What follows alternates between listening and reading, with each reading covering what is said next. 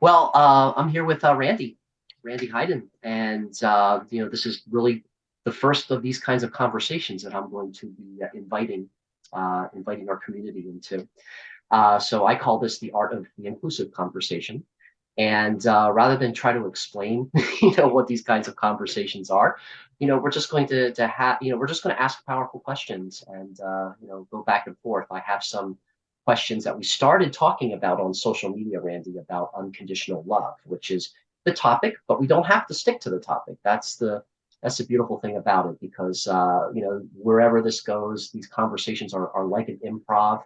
When you're dealing with emergence, you're dealing with emergent strategy. It's about what does come up, what is natural, being in that flow state. Randy and I had a chance to talk a couple minutes before starting this recording, but being in that flow state as well, new things will come up, new things will emerge. So the question I usually just start off with, Randy, is today is how are you arriving and what are you bringing? And you can interpret that question however you want. How are you arriving? What is alive for you at this moment?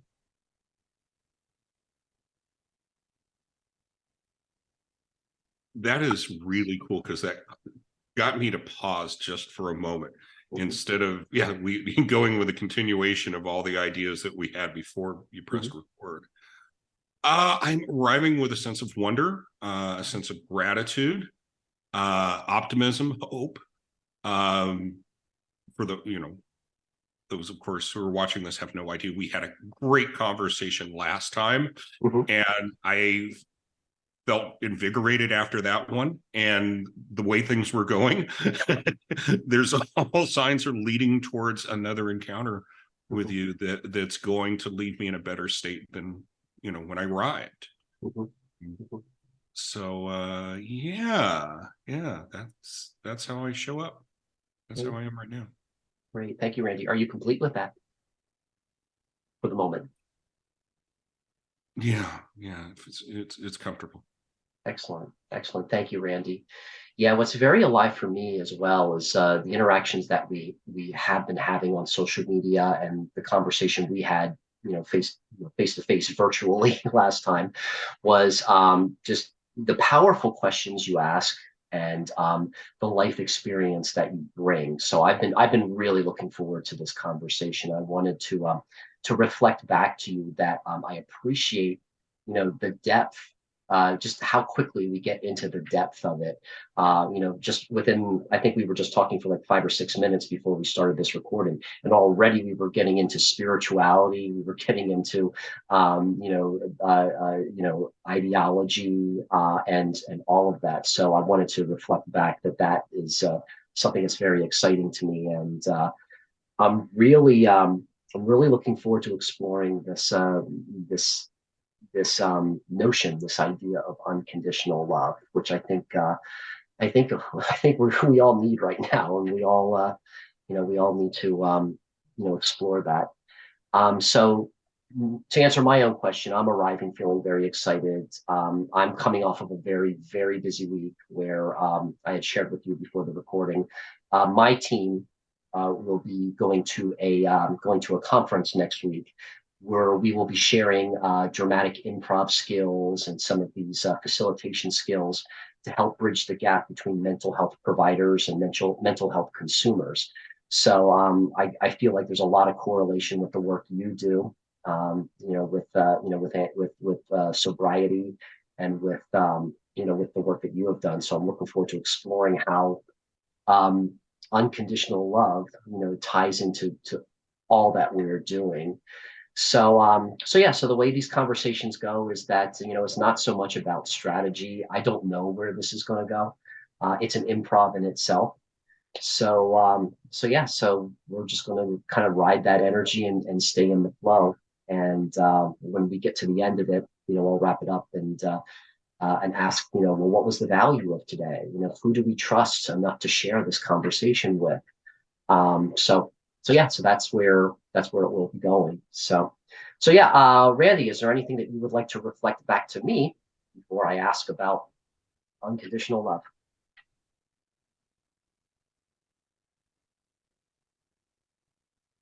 I think you've framed this up in a beautiful way. I don't recognize any necessity to add anything in to start this off. No, I say let's jump in like a couple kids into the community pool on a hot summer day and have some fun.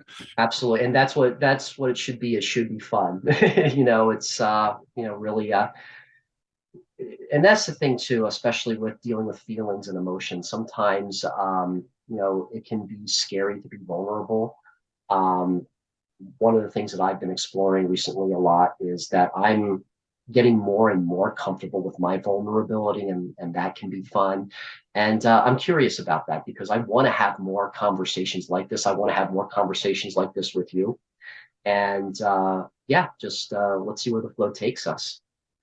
So then, with that being said, Randy, what does unconditional love mean to you? Without any forethought or any rehearsal, just what's in your heart? What does unconditional love mean to you? Well, so basically, it is doing life in a manner without holding tightly to the results. Mm. Mm.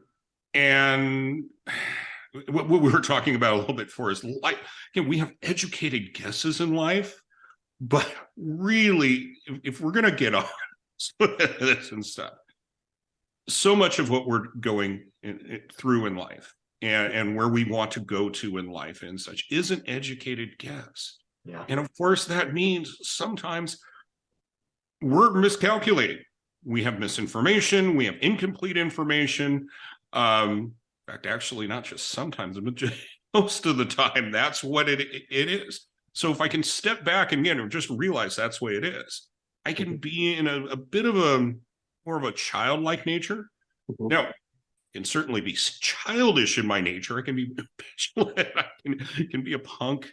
I can want what I want, and I want it now, Daddy, kind of stuff. But I'm also a little more aware that I'm in that state than I have been in the past. Mhm. And I choose again. I choose not to be an immature person. I choose to be more childlike than childish. Mm. So again, that being said, how does a child love?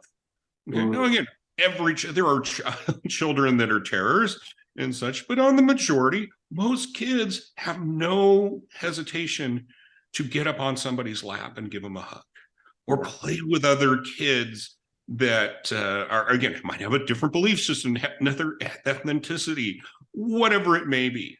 Mm. Okay, and if the other kids reject them, yeah, sure, they might cry.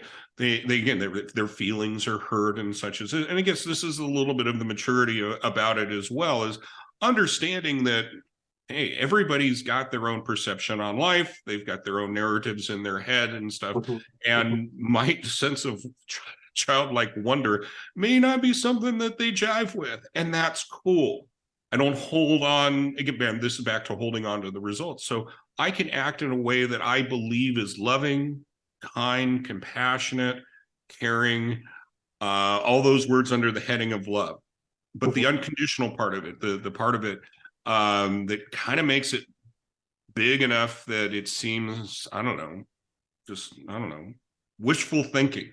You Mm. know, I again looking at life through rose-colored glasses and Mm. such things like, hey, get your feet back on the ground. You okay? That's all Pollyanna stuff. The naysayers and such, and I've listened to them, and that's kind of been the ebb and flow of it. Is this the right path for me? Mhm. But again, it's just kind of like the kids that are rejecting me. It's like, okay, it's not your thing. I get it. I'm not going to try to force anything upon you. I again, but on the other hand, I'm not going to hold tightly to what your beliefs and paradigms, because I'm at a point right now where I've done life with fear, anxiety, regret, resentment, shame, and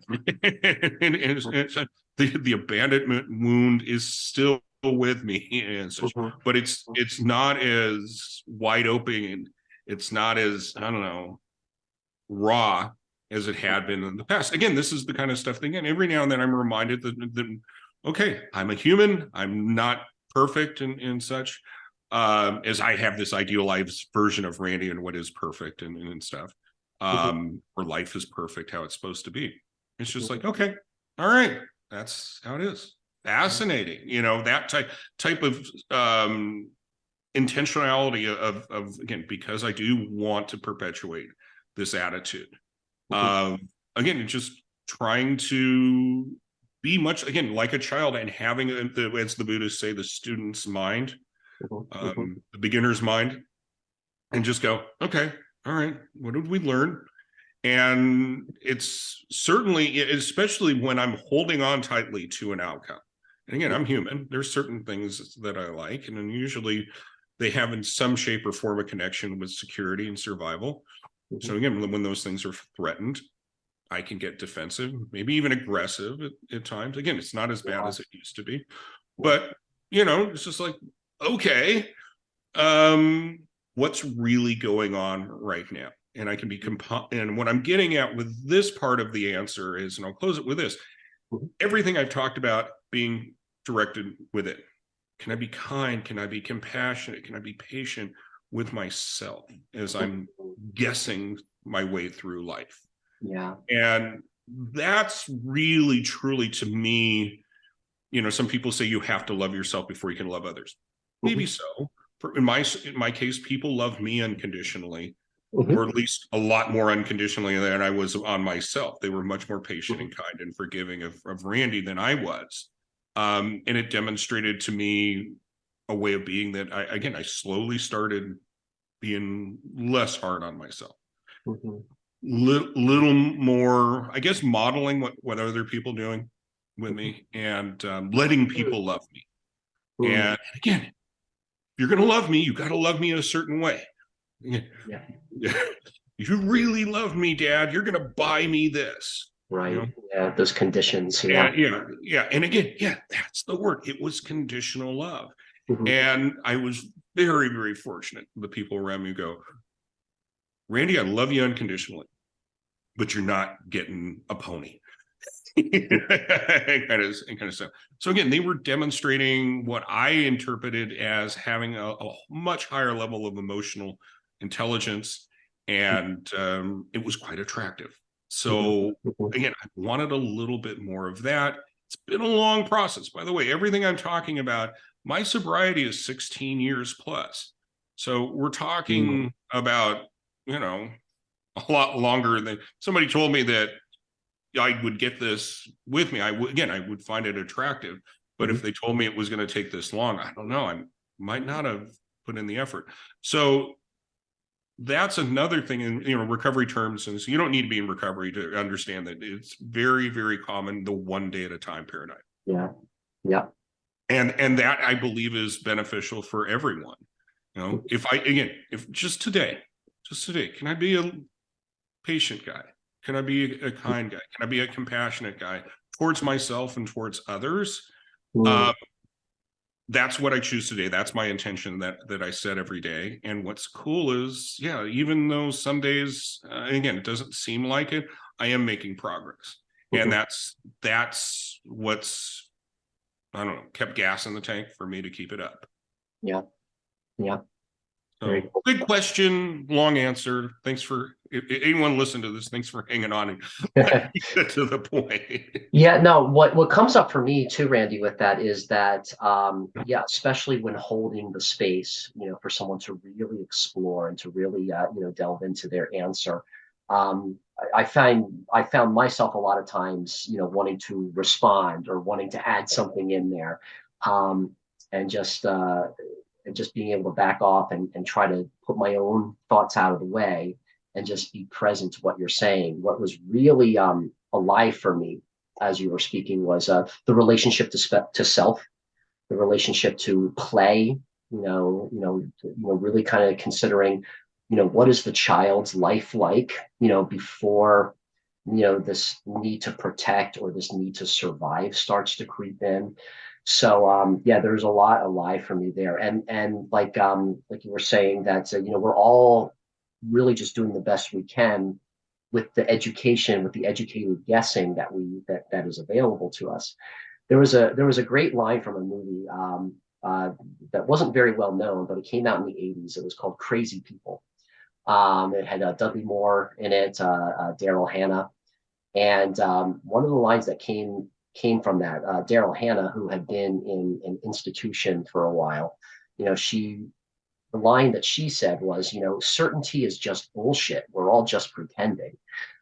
So it's kind of like, to me, what that comes back to is that the way life is that nothing is really for certain. So how do we come into it with a state of curiosity? How do we come into it with a sense of awe? Exploring, and I feel like that is what comes up for me when letting in your explanation of unconditional love. So thank you for that. That was something that was very powerful for me as I'm continuing to receive what you are offering here in regard to unconditional love. So in that sense of play, what I have been encouraging people in my life to do, to play a game with me, is that I want to ask you now to reflect on what you had just offered up on that question. Take as much time as you want. I have found that the silence and the pause and slowing down has been very valuable. But after you have a chance to really reflect on what you had just offered, I would like to ask you to be led to the next question that you would like to ask me. So, inspired by what you had offered here, let that lead you to the next question, and I'll let you ask me anything you want.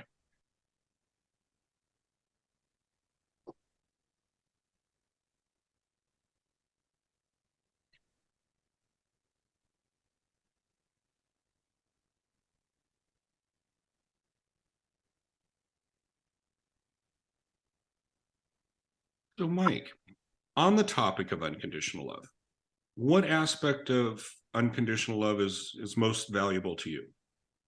What do you see is the most important aspect of unconditional love? What comes up for me is forgiveness. Forgiveness is something that I read about often, and I always have to do some self checks with myself about what that means to me. I think forgiveness is empathy. Um, uh, I mean, to kind of pull it into a real life example right now, I'm on the board of my spiritual community, and I have been trying to offer solutions to financial problems, offer solutions to community relationships, how to deepen community relationships. And in many cases, I felt like the meetings have been facilitated in a way where myself and some of the others have been excluded. And I got very angry. I've been able to really observe my anger and my frustration with that. And I realized that, that everybody really is kind of dealing with a stressful situation, especially with regards to money. I have a lot of opinions and a lot of research with regards to the monetary system and the financial system, and that I can understand why it's always a power struggle. And for me, practicing unconditional love in that situation is just being open, asking for a deeper conversation with people one on one, or in very small groups, because part of what I would like to continue to introduce into my communications and into my world is that it's very difficult to create intimacy when you have a plan, when you have a business plan, or you have an agenda. Um, but the aspect of unconditional love, as far as forgiveness, is first of all forgiving myself for getting frustrated because I know I'm replaying some old stressful, my own stress, my own trauma in these situations. So being able to step back and looking at what my truth is, exploring what the other's truth is, to find common ground is very valuable. So I practice forgiveness, meaning that Forgiveness is having, to me, is having the conscious awareness of exploring each individual's truths. You and I had spoken before about how it somehow kind of feels really yucky, or it feels like an attack when somebody is giving advice, always giving advice. And I feel like being able to be open to that advice and asking asking a deeper question is exploration, and it makes forgiveness easier. So yeah, that's what emerges for me in response to what aspect of it, and what forgiveness means to me. Because forgiveness, I think a lot of people think of concepts like love or forgiveness as these kind of like airy fairy, these airy fairy, platitudes, that are just rattled off, to kind of bypass, the really deeper emotional, yucky feelings. But yeah, unconditional love to me, the aspect of unconditional love to me with regard to forgiveness is a way to really kind of integrate with that feeling, that energy.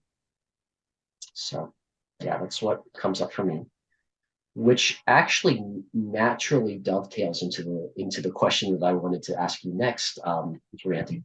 In your life experience, where have you either learned about or really practiced unconditional love? What are some of the details that come up for you in terms of being able to practice it or to understand it?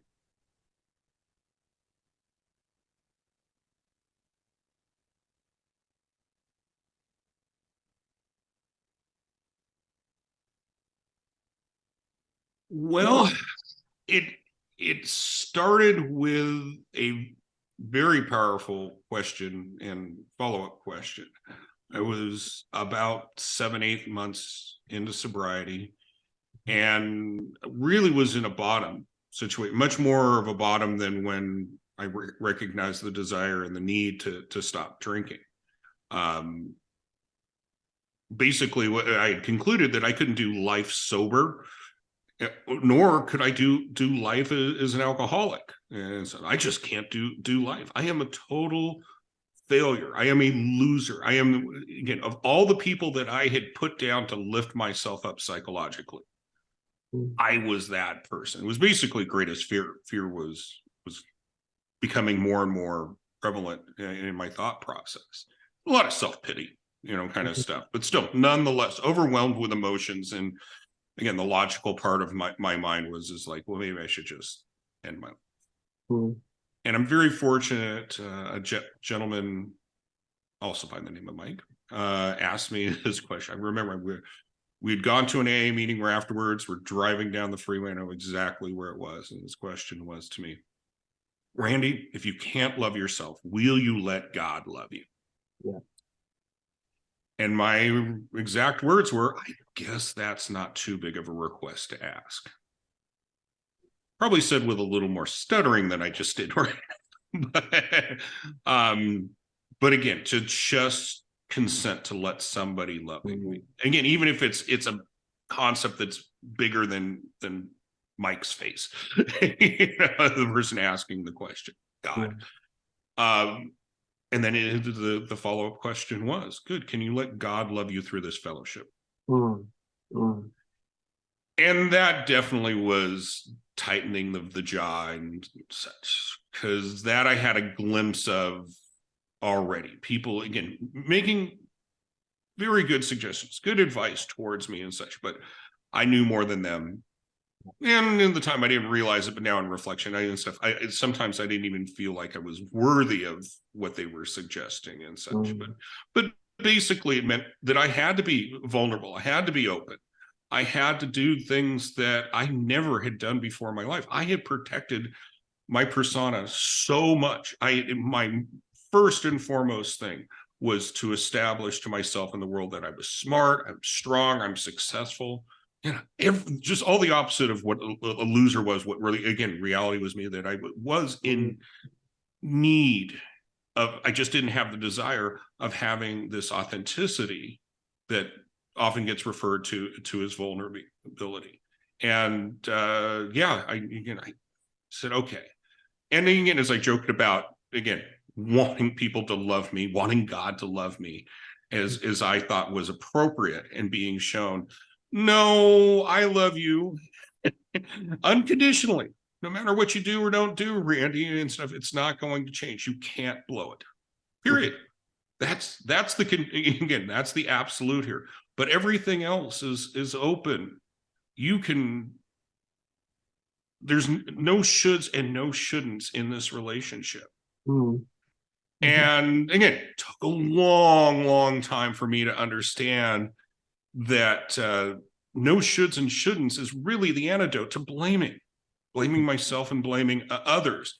And so again, when you were talking about forgiveness and stuff, why do I need to forgive myself? Why do I need to forgive another and such? Because typically I've assigned shoulds and shouldn'ts to this situation, this scenario. And so, which again, basically is dovetails into blame. It's so tightly interwoven and stuff. Let's just keep it simple and say it's blame. And frankly, I had used blame as much as I used drugs and alcohol as a means for finding comfort, to disassociate myself with any responsibility that I may have had at that moment. Okay. So again, reflecting on, certainly there's things as a child that, again, you're a child. Okay? You're basically without much choice in the relationship with your parents, and again, trying to communicate what your thoughts, your feelings, your needs are with your parents and such. Saying something is like, you're not listening to me, without yelling it at this, at the top of your voice, kind of stuff. Again, emotional maturity was non-existent, and for most of my life, it was non-existent as well too. So again, it started with that 1-2 punch of questioning, and then it was the consistency of people showing up in a way that allowed me to eventually, one, recognize my really, I would say it was a need as much as it was for drugs and alcohol. So I'll use the word an addiction to blaming people, and again, sometimes the blame was towards me. It just was an inward conversation and such. And when that was going on, the solution was just taking another hit off a joint or another beer or whatever. But yeah, realizing that there wasn't any shoulds and shouldn'ts, or at least not how I was perceiving things that had to be for me to be comfortable. And therefore going, well, there's not really anybody to blame. Again, as I alluded to earlier and stuff, we're doing the best we can with the information we have. And some people are just not as conscious as others of, again, your behavior patterns. There's certainly are programs for happiness we all have, our pursuit of power, of prestige, possessions and such, getting what we need in life. But yeah, that kind of concept was new to me. It was epiphany. I'm not a dumb guy, but I'd never been exposed to that. So again, when we talk about it, our knowledge, our and how we're guessing and stuff, we are not aware that there are behavior patterns to life for a lot of people. And that's not right or wrong. That's just the way it is and stuff. And I choose to accept it. I found peace by this acceptance. But anyway, letting go of the shoulds and shouldn'ts, or not holding them as tightly, not necessarily blaming myself or others for outcomes being different than I'd prefer. I haven't really had to try. It's hard. It's just it's a mystical, magical kind of thing. When there is no blame, in that vacuum comes this thing called forgiveness. Yeah. This ease of navigating my way through life. And again, it's not always the other person. How dare they do that, say that, and stuff. It's more towards myself. The one constant is, wherever I go, there I am. And if I can perceive myself in that way, this is where, again, it's like people had to love me in a way when I couldn't love myself.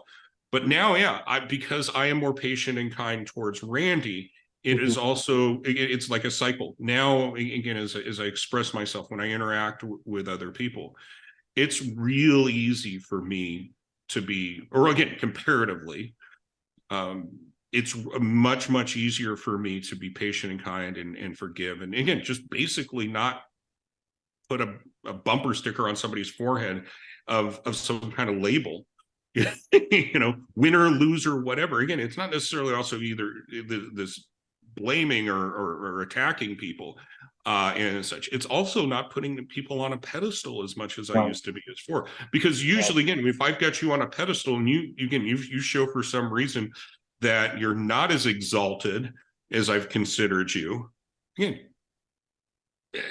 whatever, again, a person, place, or thing that is perfect reveals itself to be less than perfect, then again, for myself, I don't know about others, but for myself, then it's real easy for me to be so disappointed. There's, again, as we're reporting this, there's been a soundbite about how the Dalai Lama interacted with a young boy. And so, and however, anybody, again, however you see that, that's your business. Okay. Yep. But again, honestly, when it comes down to it, I really don't know anything about this situation, their culture, their traditional beliefs. And ultimately, though, is like I can get wound up about it in one way or another. How dare a person that is so spiritually divine do this behavior, whatever? It's just like, well, yeah, he's quoted a lot of inspirational things that have affected me and stuff. But when it comes down to it, well, two things. One, it's not about me, unless I want it to be. But secondly, again, whether you consider him divine exalted, the Dalai Lama and such, he's another human being as well. So as far as I've seen, again, if I have expectations, people will let you down. That is a consistent. Humans are, well, humans. But on the other hand, and as I kind of say that, and so as much as we can have a propensity to be less than the ideal, there are moments that I'm reminded that humans are pretty amazing as well too. So in that spectrum of being a hero and being a villain is where most of us reside most of the time and stuff. Yes. And if I can be flexible about my concepts and ideas and such, and again, trying to be present as you are with me in this conversation. Yeah, life is easier. I like easier. I just don't have to try as hard. Right. In fact, that's kind of, again, the paradox of it is like, sure, you got to make efforts and stuff, but it's almost like, no, not trying so hard makes the outcomes manifest in a much better way than I could ever ask for or imagined. Yes. So again, thanks for letting me share that with you. Yeah, very, very, very powerful and very poignant. Are you complete with that? Yes. Excellent. Yeah, what comes up for me is that that ability to let go, surrender, accept, which I believe does help kind of transcend that very polarized energy. Where we are, especially in the West, we're raised to, navigate life through these poles of good and evil, right or wrong. And I think you articulated beautifully, the act of surrendering, the act of acceptance. My friend, who is the spiritual director of the community, the spiritual community that I attend, she kind of put this very well, and I want to credit her for that as I'm saying this. Sue Lorenzo said to me in a meeting, said to us in a meeting the other day, is that ego wants you to believe that you're less than. Spiritual ego wants you to believe that you're greater than. But if you can kind of navigate that space in between, there's clarity, there's balance, there's openness, and in response also to the recent incident with the Dalai Lama, I've been very fascinated with the way people have been communicating to each other and what comes up for them around that, and whether it be a cultural misunderstanding or whether it be triggering some sort of trauma.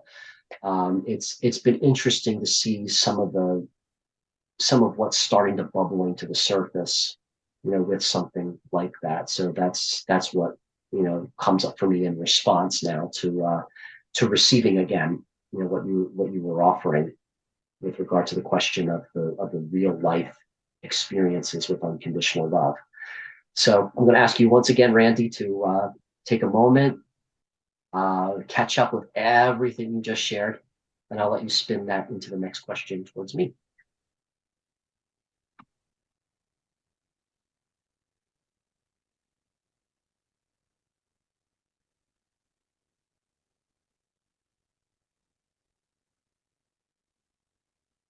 Mike, can you let God love you? Well, my first understanding, or my first response that comes up is absolutely.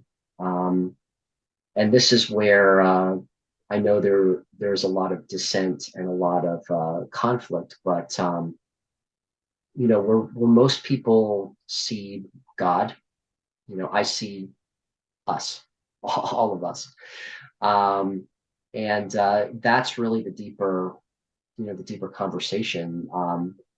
To let God love me, of course, because we really are all God. If it's all energy, we're all just extensions of that same God force, that same God energy. Um, so then the question comes back also then to, will I let myself love myself as well too? And I think that's what these conversations are really all about, is going back to your articulation of acceptance and surrender. Um, Seeing that the way I see it, is that it's one soul, but there's 8 billion different stories. There's 8 billion different people, so there's different stories. And where all those stories intersect is God. And so that's the thing. And where those intersect is love, is love. So can I let God love me? Absolutely. If I step into the story that God is separate from me, that God is the patriarch in the sky, I would say absolutely. And I would like to ask, that patriarch, and my story has been about trying to reconcile with the patriarchy, trying to understand and reconcile with patriarchy, which I feel is kind of like the guiding force of most religious ideals, or most religious sects. It's like it's like I want the love to be mutual. So how do we have that conversation? How do we have that conversation with who we perceive that is outside of us, who is carrying worldly power? So yeah, I'd like to have a relationship, and explore, what does it mean to love? What does it mean to receive love from God? And what does it mean to give love? Give love as well.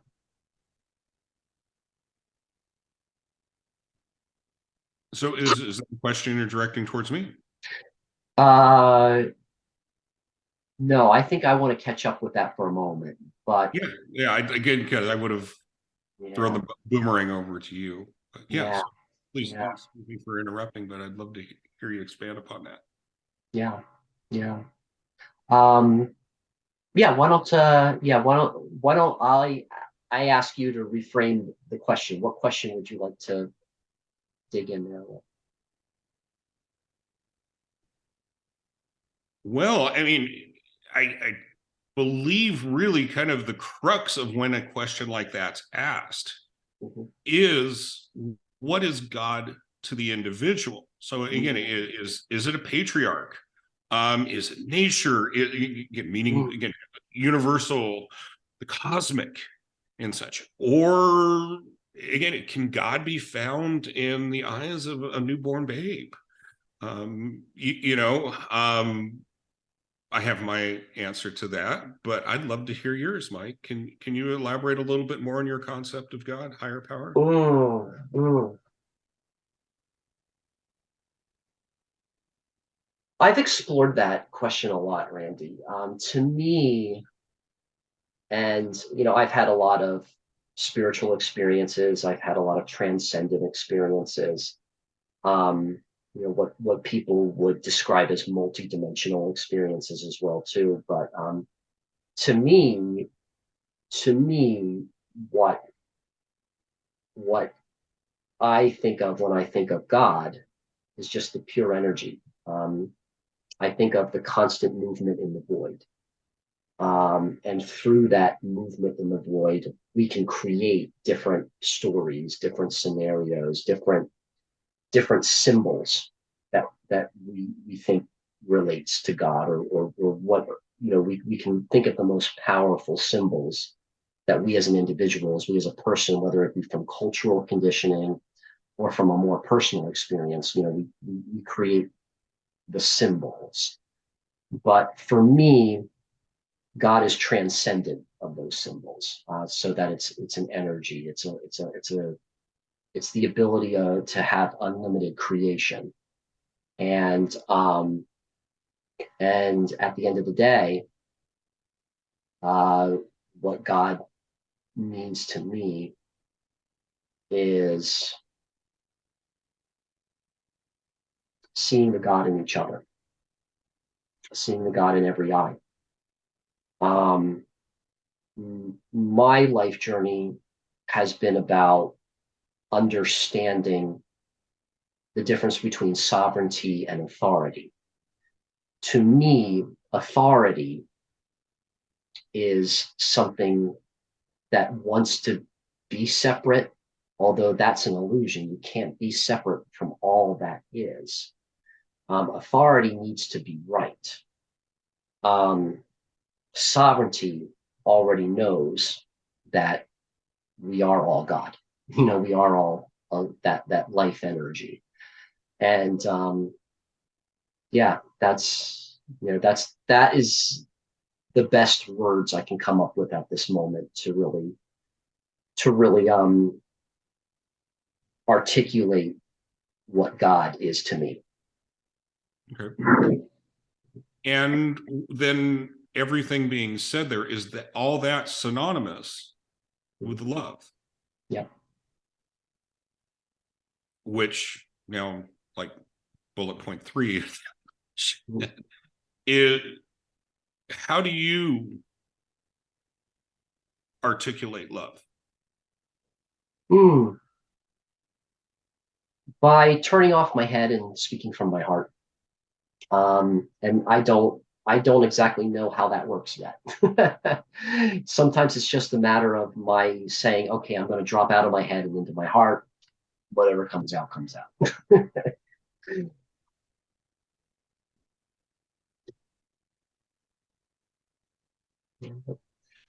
I have one more question before we go into our final questions, because we're almost at the top of the hour. And Oh goodness, yeah, this is great. Time's flying. Yes, please. isn't it though? Yes, absolutely.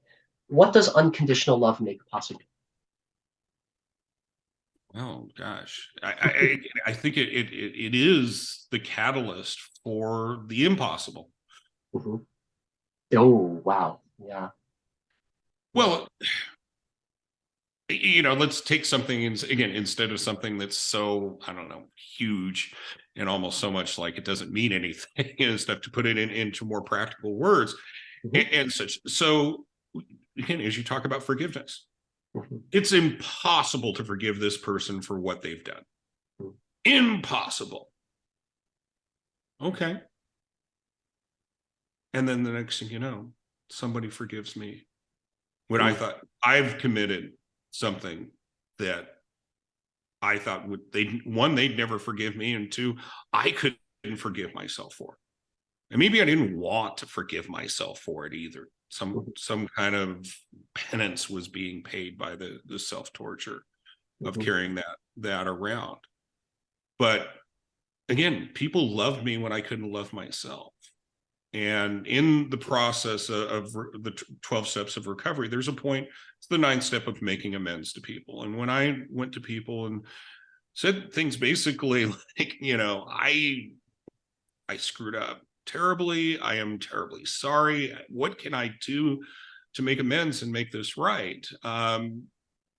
More often than not, people said, "Oh, wow, you still carry that with you. Oh, I forgave you a long time ago." And gosh, don't mistake my forgiveness for trusting. I'll never trust you again.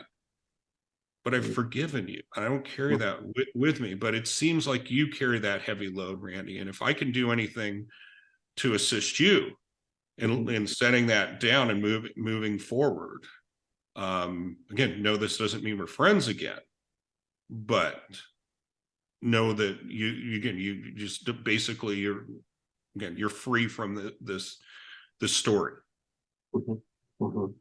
It is more powerful. I hope people that are listening to it can kind of catch it, or have experienced it, or been a bystander and observed it. When people can forgive me of what I thought was unforgivable, then it made possible for me to do the same for others. And yeah, I mean, again, intellectually, conceptually, and stuff. Again, these are all narratives. I've created meaning to, again, that's how humans discern meanings, through stories. And frankly, again, in this concept of God, I think anytime I've tried to conceptualize God, that's a limitation, in all frankness. Again, and once we start thinking about it, it's limited to my ability to comprehend and think and understand. And yeah, anybody who's ever kind of gazed up at the stars at night and stuff, looked at the vast, science tells us these are all stars burning and they're millions of light years away, kind of stuff. But what the heck? Again, that's a big, huge thing that I might go, wow, and that's awesome and stuff. But all in all, I can't comprehend that, and it goes way beyond what the sight of eyes are and stuff. And people say there's more stars than there are grains of sand on the beach. Again, it's just like, okay, I'll just kind of say, wow, this is bigger than me. Yes. And it's bigger than me being, again, my concepts and understandings and the narratives I have. Well, let's get down to then the subatomic. I can't comprehend that really either. And there's such a vast, again, there's a spectrum of my understanding. And that's, again, I no brag, just fact. I am an intelligent person. Still do dumb things, but welcome to the human condition. Yeah. Welcome to the human condition. But yeah, they're out of the spectrum of knowing and understanding. It's way beyond myself. And frankly, one of my pat answers will be when people from a religious, authoritative position come to me and such. And there was a time in my life when I vocationally wanted to be a pastor. I've done seminary and stuff. I can talk about the Bible, but I just say, hey, I think God is way bigger than theology. And if people care to engage in about what that means, most times people get real defensive, at least those that I feel it's appropriate to throw that into the conversation.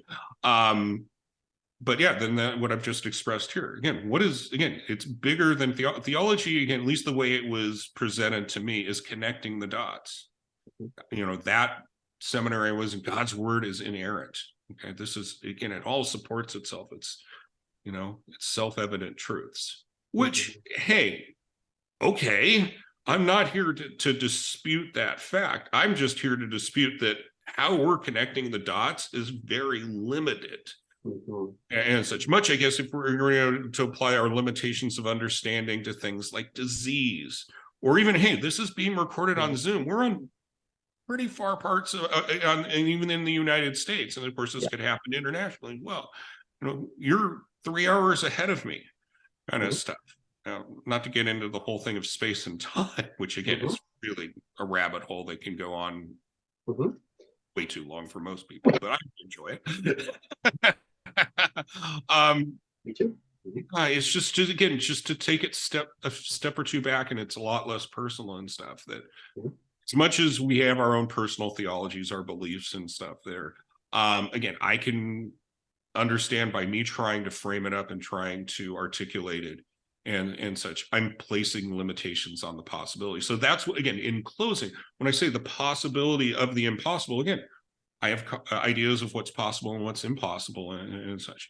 And yeah, there is a way. If we're going to try to put a visual on that, okay, possible is this big circle, and I'm like a little dot of ink of my understanding of it. But it might turn into a little smaller circle, again, not going to be something that's going to cover a lot of the geography of that circle of all possibilities. But yeah, again, so I guess all that is how to say it's allowing. Okay, so again, authoritative and all this kind of stuff relationally and stuff. The more I try to control, the more limitations are being imposed, the more I allow. And my concept of God is allowing and such. If I desire to be more of a participant of this organism of life, all the universe, God, and again, how we're all part of God. It's like, that's one way that a friend of mine put it together that I thought was an appropriate way of talking about stuff that's really beyond comprehension is, okay, if it's an organism, okay, just as our bodies are organisms, again, it's like each of us are like one little cell in one part of this body. And again, kind of going back to Christian thing, the body of Christ. What bugged me, what led me to take a step away from that path of vocationally being a pastor in the Christian tradition and such was the exclusivity of it and such. Again, we have to have a certain way of thinking, agreeing. Again, not saying this is right or wrong and stuff, but you have to accept Jesus as your Lord and Savior, or you are not saved. Okay. And to those who disagree with you, well, I'm sorry, they're going to be internal separation. So as you alluded to earlier, again, and so this concept of separation, but in my studies and in my meditation contemplations of trying to let go of all this ideas that, well, as much as I'm talking or is a demonstration of how much I think, if I can at least turn that dial down a few notches and such. Yeah, it's and then there is scripture after John 3:16, it's not, and again, God did not send his son into the world to condemn the world, but to save the world through him. So again, in my seminary training is when a word is repeated, that's emphasis. Okay. And in that one sense, it is credit to the main man, Jesus. World is said 3 times. That is all inclusive. Okay. It has nothing to do with race, gender, again, your morality and such. That is again, morality is important in our human relationships and such, our highest values, again, how we connect with people and stuff. But yeah, if we can let go of some of that stuff, just turn down the dial a notch or two. And again, this on the subject of unconditional love and go, okay, yeah, you see right and wrong a little differently in there, but the commonality of this is we are humans and we're doing the best we can, sometimes stepping on a Lego, going, and stuff, and waking up the whole house in the middle of the night. And stuff. And now we're embarrassed, we're ashamed, and maybe the person we share our bed with and stuff can't get back to sleep and get a big day tomorrow and stuff. And it's like, I really do it. Come on, really, it's not as important as I can be. Again, I don't know about anybody listening to this. I don't know about you, Mike, but I can make little things really, really big, really, really quick. And again, it just goes to show me the power of, I don't know, the narratives in my head. Yeah. So again, and being able to call those narratives out too and identify them. There's power in that, I think. So I want to wrap up with 2 questions here. So the first question is, what was the value today? What was the takeaway? If you were to share this conversation with someone, what would you tell them that, where's the value? What was the point of this conversation? I had framed up this as a podcast. Okay. And I mean, which I guess it is, be shared in a manner similar, whether it's on YouTube or some hosting for a podcast. but this was a conversation, and I've done a few podcasts as the host, but you've shown me a methodology of doing this that is much more dynamic, of leading other people to ask other questions of the host and such. So you've taught me that technique that I'll carry on before Oh, cool. to others. But more of like when we turn off the recording of this and such, there's a lot of things that's kind of been percolating in the subconscious that did get articulated, that you, again, good questions lead to better questions. It wasn't just my answers. It's led me to consider some things at a little deeper level, a little wider level and such. So, but I hope, again, anybody's listening to this, the demonstration of having open and honest dialogue with people is it's very invigorating, at least for me. It may be for you as well. And if you're seeing anything that Mike and I have done here today, I want to encourage you to play with it and do what you may do with it and such, because I do think we are wired to be together. Again, all these words about humans and stuff like that, we're all in this together. And the wonderfulness and the tragedy of this and all this and stuff does not change that simple self-evident truth that we're in this together, and it is easier when we don't hold tightly to what should and shouldn't be. Very true. Very true. Yeah. And so that being said as well, too, I'm going to ask you, Randy, to to whoever might be watching this, to whatever call to action or whatever experience you would like to invite them into. But the reason why I don't start these conversations with "Who are you and what do you do?" Is because that does kind of represent positioning, and it does kind of limit the conversation.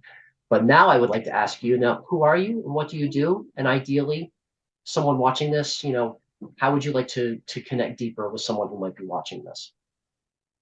Yes. Well, okay. So yeah. So I haven't mentioned my last name. I guess it might be in the bio and stuff. My name is Randy Hyden. I'm a man who 16 and some years ago in such recognized that his life was self-destructive, and he was miserable, and came together the necessity as well as the desire to do something about that. Just again, basically, I just said I don't think anybody was born to go through life this miserable. Again, as I mentioned too, it's like I didn't know necessarily what I needed, but I knew for sure what I didn't want to carry anymore. I did not want to carry that burnout, that regret, that resentment, that anxiety. But most of all, I wanted to stop being ashamed, because I had betrayed who I was at one point in my life. I had to be included and to succeed in life, I had complied in a way and was complicit in things to, again, establish I was smart, strong, and successful, this idealized, so to get ahead in this world and such. And I hated myself for this. Yeah. Again, as much as I'm expressing myself, all I knew right then and stuff is I just didn't want to be miserable anymore. And what I'm sharing with the world here is a process that I've gleaned over the last 16 years. I've been with some wonderful people, some very wise people, some very loving and kind people that have thrown out some things that, it's a call to action. It's like, give it a chance, try it, see if this is valuable for you. It seems like this old idea no longer serves you. Maybe this one might, replace it and serve you for the person you are today. Those ideas were 13 different Randys ago. Okay, the Randy you are today in such. Will this paradigm serve you better? Some did, a lot did, most did, and stuff. But some, I didn't need to hold on to. I didn't need to come to. But this one on unconditional love, I don't see how the path I'm on is going to lead me to a dead end. In fact, actually, it's leading to an expensive. So all that said is like creating an online community called Easier Ways. Basic. I was talking with Mike and trying to be able to articulate and verbalize this and such. But I believe what this is offering, the solution this is offering that makes life easier, is the power of a piece so profound that it makes problem solving, this challenges in life easier and such. And I can go on and on of all the, again, the gears in this thing, but really truly the lubricant for all this is this thing called unconditional love. It's just, again, it's really too big. And people, when I was presenting this before as the offer of unconditional love with any doctrine, dogma, or deity, people just, I don't know, just kind of, that's nice, but that's just not possible for me. So the emphasis, again, is, as I said, the power of peace. I believe that is synonymous, because when we are at peace, this thing that's bigger than any idea called love is, yeah, it's, again, it just is there. And again, so if I can demonstrate it and people can pick it up in their own way and utilize it in their own ways, that, again, when I say easier than what? Well, the way you've been doing it up to this point, that you're seeing the futility of, again, these are ideas that once served you, that are no longer as beneficial as they once were. But you can't think your way into right living. You must live your way into a right thinking. And that requires, again, having a community around you, at least one person. I was a lonely man in a crowded room until I had one person who could see me and understand me and hear me and allow me, and maybe they didn't really and stuff. Most importantly, they allowed me to be me. And that's, again, this unconditional love thing. It's like, oh, okay, to be my authentic self, fearless authenticity is really what I'd like to perpetuate there. And there's about 40 people in the group right now that dig it, that nod their head up and down like Mike and stuff. And frankly, there are people that I recognize as those that have gone through their challenges in life, come out the other side of them better than when they started that adversity. And now they've got an attitude of gratitude. They want to pay it forward. They want to give. They're much more about wanting to help people than what's in it for them and stuff. So it's not what they have to prove, it's what they have to give. And again, these are all kind of, I don't know, sound bites and such. You got to check it out. I have a Facebook group. It's a free Facebook group. It is a private Facebook group for a little bit of anonymity in it. It's about 600 people is this being recorded. So again, there's some meat on the bones and such amazing people. Some uncommon people do with one common thing. They're all humanitarians. So join the Facebook group. But what I've been alluding to over the last 5 minutes and stuff I've been trying to describe, that will be outside of Facebook land, because the algorithms, just as the basic truth there, and we're not talking about freedom of speech or anything like that, just the algorithm, it limits. You don't see everything from everyone. So that's one of the key things here. The other, it's built on this platform called Circle. So there's circles inside the circle. So again, people that you want to connect in, you can have a small group, okay? Which basically I consider a small group, 3 or more people on something that's important to you, something that you highly value. And again, move a couple notches on the dial louder of this fearless authenticity. And at the same time, though, practice kindness and compassion towards yourself and others. You can be yourself without being offensive. It may not seem possible. It may seem like every time that you've expressed yourself that people took offense to it. Okay, that was them. That's how they understood it. That's how they received it and such. And maybe you said it very loudly and such, but there's ways to do this in a way which Mike has demonstrated here. It's more by the questioning than the asserting and such. The dialogue of saying things like, "What did you mean by that?" And he's used, "Is there anything else you want to express?" and such. It is, at least for me, it is amazing how the conversations and the relationships can be so different than they were in the past.